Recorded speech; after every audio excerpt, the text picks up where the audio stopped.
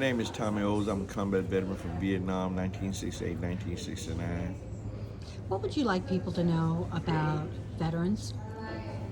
I would like them to know that anyone who served this country is entitled to be treated with respect and dignity and appreciated. Um, a lot of times, only 1% of the population serve in the armed forces.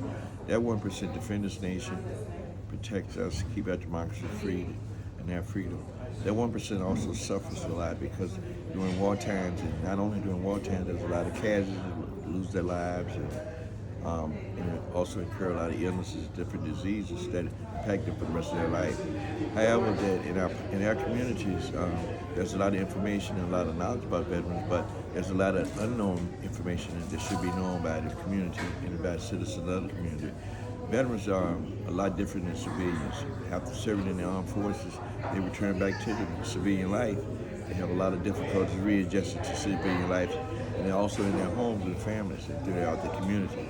So where I feel is that one of the most important things to a veteran is that the appreciation that they receive, the love and support they get when they exit the military as well as when they're in the military, so that they can have a balanced lifestyle where they know that they've been appreciated, that they also want somebody to be respected, not mistreated and disrespected.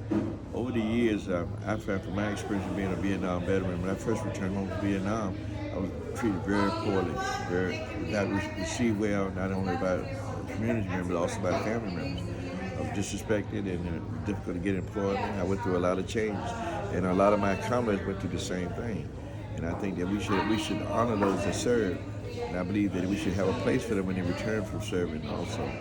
So Are vets given any kind of training psychologically on how to deal with the death of a comrade, the death of having to shoot somebody, of even coming back into society? Are they given that kind of training?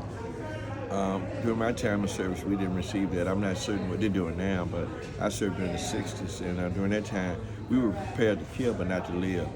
There was no life after going to Vietnam, not for survival. We were getting opportunities of receiving therapy or anything that would help us to adjust back into our civilian life. A lot of my comrades that came home had difficult times. A lot of them ended up in prison on drugs, suicide, homicide, and all kinds of different things. Difficulty adjusting back to family life and marriages being destroyed, and families that being destroyed. And over the years, I have studied this and found out that one of the key things to a service person, especially been in the combat zone, is when they return is to get their families to be involved in their healing process and for them to understand the importance of the support that they need from their family. And that also for the veteran to understand what the transition is going to be like coming back and going back to civilian life. After time, when I exited the military, I was like 23 years of age. I was young, I played basketball, I did a lot of things that kept me active. Now I'm 76. Activity plays a very important part in living. They used to say old soldiers don't die, they fade away, and that was true. The soldiers retired from service in the armed forces, they sit home, watch TV, or sit in rocking chairs all day long. They weren't active. I found out that being active helped you have a balanced life, live a better life, be involved in community activities, being involved with programs, and just being out and give you a purpose of living. Now, you run an organization, correct? Yes. Can you tell us a little bit about that and what the name of the organization Okay, is? the organization I'm the commander of the South Carolina Combat Veterans Group, which is a veterans group that was started in the VA hospital in Columbia for veterans with combat PTS. And it's a peer-to-peer group. We have over 500 members in that therapy group that we meet weekly. And that's all having something in common to help us in that bonding and helping us to get along and with each other. But outside of that, when we return back into our homes, back into our churches, to the community, we don't have that. And so that's one of the important things that helps the community be well educated about the things that veterans go through and how to help them adjust to that back to the normal lifestyle. But once you've been in a situation where you had to kill and then you had to come back and live, it's a difficult thing to carry the burdens inside of you. It caused a lot of problems. And one thing, when I was in Vietnam, I saw a lot of death. I saw a lot of people killed.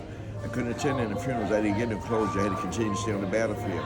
And those things affect me now.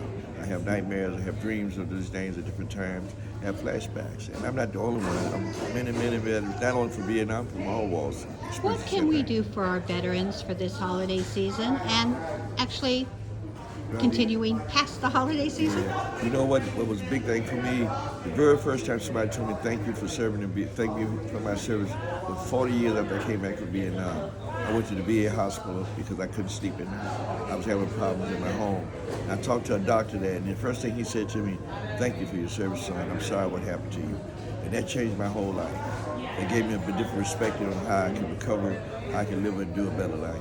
And what would be your message for veterans right now for this holiday season? For veterans, I would tell them to seek out counseling, seek out help, understanding what they're going through, the family's also going through it. It's a total healing process. You cannot treat me in the VA hospital or treat me in the hospital and expect me to go home and have a normal life. It's like the flu. If I got the flu, my family gets the secondary flu. If I got combat PTSD or stress or depression, it impacts my wife, my children, the people around me. And so I think that it's an educational process. I think that I, as a veteran, should have to be a person that have to teach my family and teach myself how to cope and how to live. I think they should have programs designed and developed for that purpose. I'd like to say, first of all, thank you for your service. Thank you for talking to me, and happy holidays. Thank you, and I wish the same to you.